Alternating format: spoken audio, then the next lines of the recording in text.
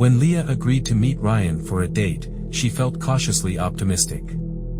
After all, he had all the markers of a dream guy: charming messages, witty humor, and a smile that made her swipe right without a second thought.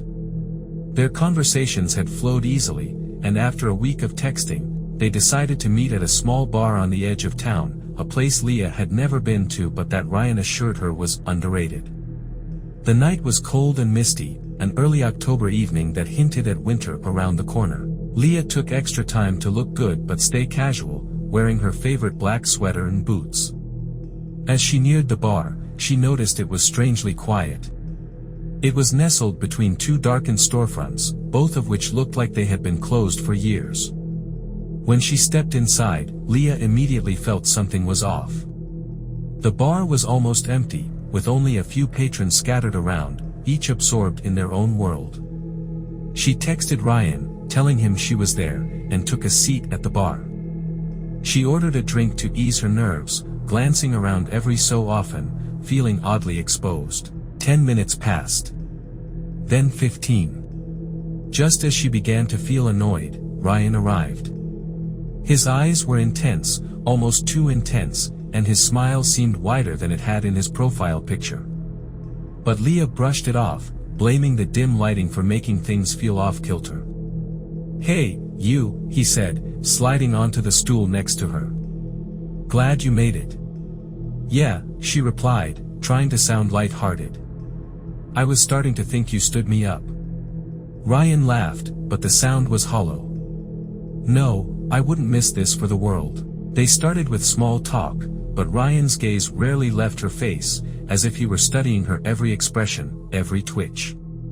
When she mentioned her job, he didn't ask follow-up questions, didn't even pretend to be interested, just nodded with that same wide smile.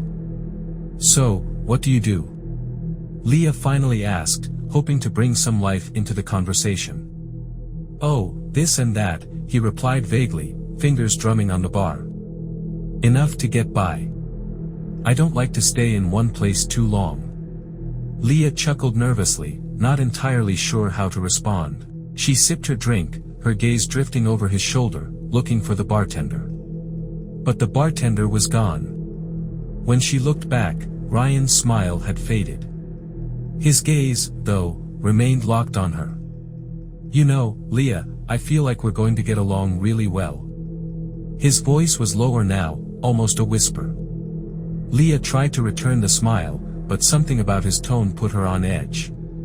"Yeah, it's been great getting to know you," she said, glancing at her phone as if to check the time. "But I have an early morning tomorrow, so maybe we should call it a night." Ryan's hand shot out, gripping her wrist. His fingers were cold, unnaturally cold, and his grip was tight enough to make her wince. "Leaving already?" "But we've only just started," he murmured, his voice dripping with something almost sinister. Leah tried to pull her hand back, but his grip was unyielding. "Ryan, let go," she said, her voice firmer now. He leaned in closer, his breath brushing against her ear. "I don't think you understand, Leah. I didn't come here to play games." Panic surged through her. She forced a laugh, trying to keep her composure. "Seriously, let go, you're freaking me out." Ryan finally released her wrist, but his gaze remained intense, his expression unreadable. Leah grabbed her purse, standing up, but Ryan followed her every move with his eyes, like a predator watching its prey. She turned, making her way to the exit, her heart pounding. She couldn't shake the feeling of being watched, even as she pushed open the bar door and stepped outside. The street was deserted, the mist thicker now, swirling around the dim streetlights. Leah walked quickly, her footsteps echoing down the empty street. She checked her phone, desperately typing a message to a friend, explaining the strange encounter. She was so engrossed in typing that she didn't hear the footsteps behind her until they were close. She turned, expecting to see a stranger, but it was Ryan. "Leah," he called, his voice carrying in the empty street. "You forgot something." She took a step back, her pulse racing. "What?" "I didn't forget anything." He lifted his hand, revealing a single earring, her earring. Her heart sank. She hadn't even realized it had fallen out. "Thanks," she said, trying to keep her voice steady. "You can just leave it there." But he shook his head, stepping closer. "I went through all the trouble to find you, Leah. It's only right you take it." Leah turned and ran. She sprinted down the street, her boots pounding against the pavement, her breaths coming in short, panicked gasps. She turned a corner, darting into an alley, hoping he hadn't followed her. She pressed her back against the cold brick wall, her phone clutched tightly in her hand, ready to call for help. Seconds passed. Silence. Just as she began to breathe again, she heard it, a low, soft chuckle, echoing down the alley. "Leah," Ryan's voice called out, soft and mocking. "You can't hide from me." Terror gripped her as she pressed herself further against the wall. How had he followed her so quickly? Her mind raced, trying to think of an escape, but all exits seemed to lead back to him. He appeared at the mouth of the alley, his face hidden in shadow, only the glint of his eyes visible. "We're just getting started," he whispered. Leah ran, tears streaming down her face, desperation lending her speed. She burst out of the alley, back onto the main street, where headlights blazed. A car screeched to a halt in front of her, its driver rolling down the window to shout something, but she was already gone, sprinting toward her apartment. When she finally reached her building, she fumbled with her keys, casting panicked glances over her shoulder. The street was empty. She didn't see him, but she knew he was there, somewhere, watching. She slammed the door behind her, locking it, her body trembling with fear. For the rest of the night, she sat by the door, clutching a kitchen knife, waiting. The next morning, she went to the police, recounting the story. They listened, nodding, but when she showed them Ryan's Tinder profile, the officer's face turned grim. "Are you sure this is the guy?" he asked, his voice quiet. "Yes," Leah replied, confused. "Why?" The officer glanced at his partner, then looked back at her. "We've had reports about him. Women in other towns, just like you, they've met him, gone out with him, and afterward, they vanished. No trace left behind." "But I saw him," she protested. "He was there." The officer nodded, his face pale. "Yes, but you were lucky, Leah. The other women didn't get away.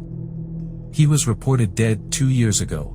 As Leah left the station, she felt his gaze again, somewhere in the crowd, lingering, watching her as she walked away, knowing he'd be back someday, waiting for the right moment to strike again. When Sarah matched with Oliver on Tinder, he seemed like the perfect mix of witty and charming. His profile was filled with captivating photos and witty one-liners, and they had everything from music to food tastes in common. After a few days of chatting, they agreed to meet up for a late-night dinner at a quaint restaurant just outside of town. It was a bit remote, but Oliver insisted it had the best food and ambience for a night to remember. Excited, Sarah arrived at the restaurant around 8 p.m. but it was much quieter than she expected. There were only a couple of other patrons, both silently eating in the dimly lit room. She checked her phone, Oliver had texted saying he'd be there soon, so she decided to wait at the bar. Half an hour passed. Sarah tried calling, but he didn't pick up. Just as she started thinking she might be stood up, Oliver walked in. He was even better looking in person, with a friendly smile that immediately put her at ease. "Sorry I'm late," he apologized, his smile wide. Traffic was killer. They settled into a small table by the window.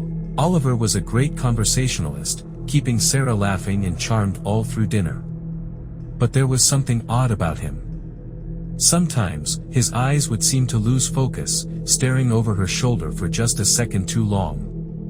His laughter sometimes felt hollow, and he would suddenly grow quiet, as if caught in a thought he couldn't shake. As they finished their meal, Sarah checked her phone. No service. She hadn't noticed it earlier, but now it felt unsettling. Oliver watched her fumble with her phone and gave her a reassuring smile. "Reception's terrible out here," he said. Let's go for a drive.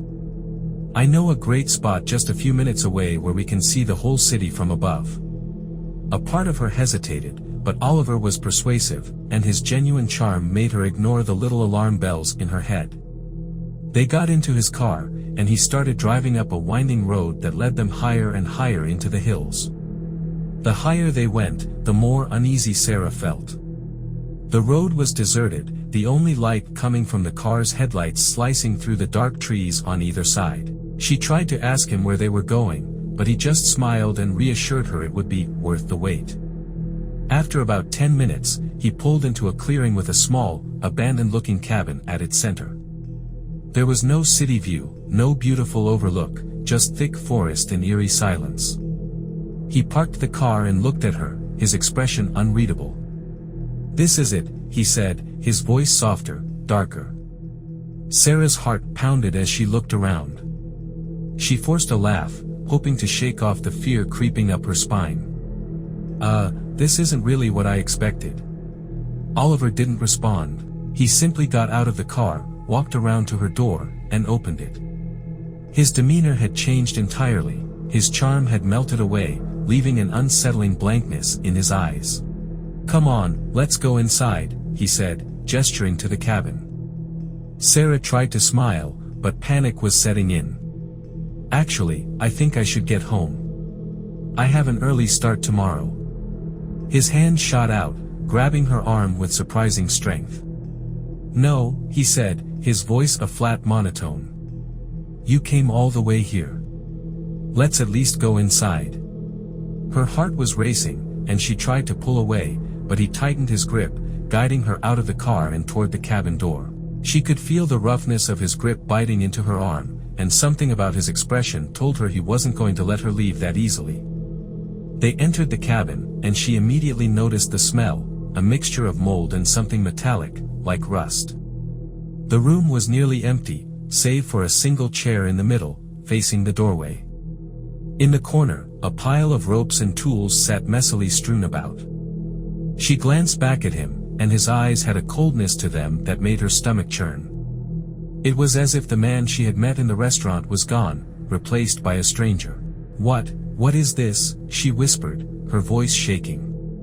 He looked at her and tilted his head, as if studying her reaction. "You know," he started slowly, "you're not the first one to sit in that chair." His voice had taken on a disturbing calmness, almost like he was telling a bedtime story. Sarah's heart pounded as he moved closer, blocking her path to the door. She thought about running, about pushing past him, but he seemed to anticipate every move she could make. He pointed to the chair, his expression dead serious. "Sit." Her mind raced, desperately trying to think of a way out. As she edged closer to the door, he suddenly lunged, his hand grabbing her shoulder, shoving her toward the chair. She struggled, but he was stronger than he looked, pinning her down with a frightening ease. A hollow, eerie laugh escaped his lips. "Do you know why I brought you here?" he asked, his voice almost playful, yet dripping with malice. Before she could scream, she heard footsteps outside, crunching on gravel. Both she and Oliver froze. The door swung open, and a voice called out. "Oliver! What are you doing?" An older man stood in the doorway, his expression stern. The stranger looked between Sarah and Oliver, his eyes narrowing. "Dad," Oliver stammered, his grip loosening just enough for her to break free. She bolted out the door, not waiting to hear the rest of their exchange. She sprinted down the road, her legs burning, until she saw headlights approaching. She frantically waved down the car, and a middle-aged couple stopped, their faces a mix of confusion and concern. Without hesitation, they let her in, and she looked back, half expecting Oliver to come running after her. But the road behind her was empty, the eerie cabin fading into the night as they sped away. Once they were safely down the hill and back within cell service, Sarah called the police, reporting the cabin and Oliver's disturbing behavior. They assured her they would investigate, but she knew it would be a while before she felt safe again. The next morning, she checked her Tinder account. Oliver's profile was gone, vanished as if he had never existed. The police never found him or the cabin, and to this day, Sarah can still hear his hollow laughter echoing in her nightmares. Lily was excited and a bit nervous. She'd been on Tinder dates before, but something about Matt had her particularly eager. His photos showed a fit, smiling guy with a cute dog, and his messages had been funny and thoughtful. He wasn't like the usual Tinder matches. He seemed real, genuine. They had arranged to meet for drinks at a cozy bar on the edge of town. When she arrived, he was already there, leaning against the bar with that easygoing smile she'd seen in his profile. He waved her over, and she quickly felt comfortable, his casual demeanor putting her at ease. They spent the evening laughing, sharing stories, and bonding over an unexpected mutual love for horror movies. By the time they finished their second round, he invited her to his place to watch a movie, promising a huge screen and an impressive collection of horror classics. Despite the small voice in her head warning against it, she agreed. The night was warm, and his company felt exciting. They drove separately to his house, which was down a winding road on the outskirts of town. His place was further out than she expected, almost hidden among the trees, but she reassured herself that it was probably just to get away from the city noise. Inside, his house was cozy but filled with odd decorations, animal skulls, old wooden masks, and antique weapons mounted on the walls. "I know, a little weird," he said with a laugh when he caught her looking. "I'm into historical artifacts."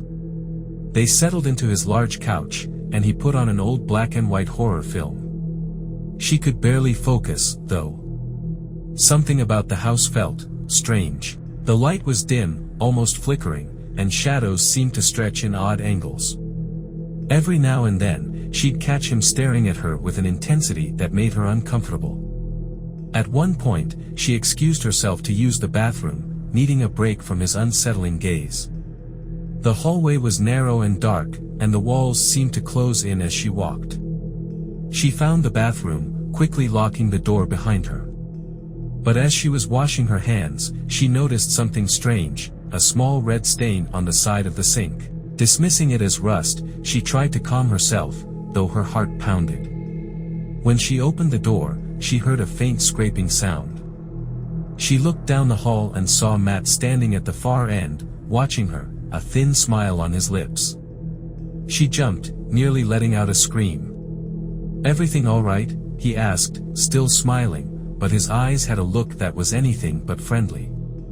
"Yes, fine," she replied, her voice unsteady.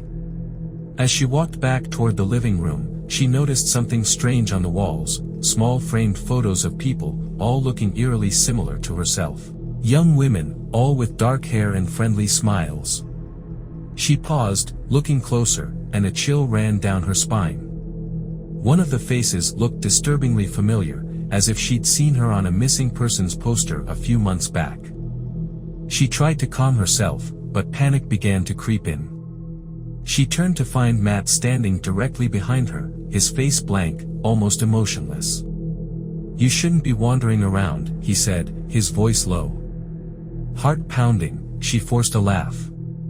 "I was just curious. You have interesting decorations." He stepped closer, his gaze icy.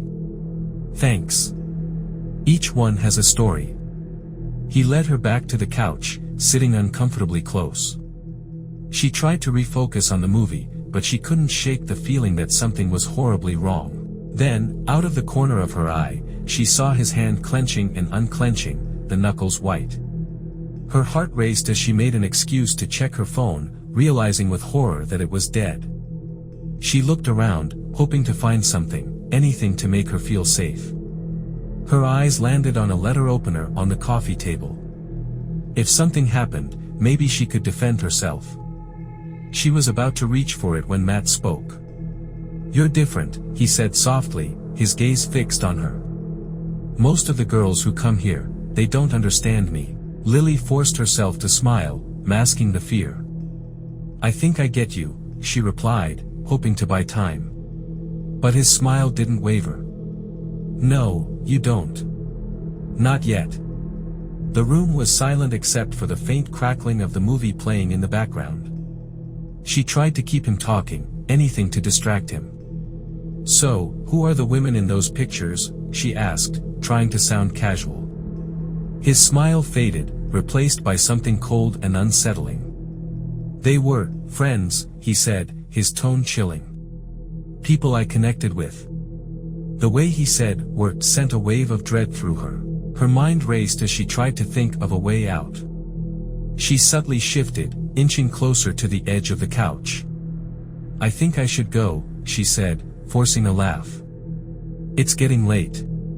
He shook his head, his smile twisting into something almost predatory. "The night's just getting started, Lily. Besides, I'd hate for you to get lost out there in the dark." She took a deep breath, her pulse pounding in her ears. "Thank you for a nice evening, but I really should be heading home." He leaned forward, blocking her path, his eyes locked on hers. "I don't think you're going anywhere." At that moment, adrenaline kicked in. She grabbed the letter opener, clutching it tightly in her hand, and took a step back. "Let me go, Matt." He laughed, a low, menacing sound that echoed in the quiet room. "What are you going to do, Lily? Do you even know how to use that?" Without hesitation, she lunged past him, sprinting toward the door. She heard him shout, his footsteps thundering behind her. She burst out into the cold night air, her only thought to get away, to put as much distance as possible between herself and that house. She ran down the dirt road, not daring to look back. Just as she thought she was safe, she heard a car engine roar to life behind her. The headlights illuminated the road, casting her long shadow before her.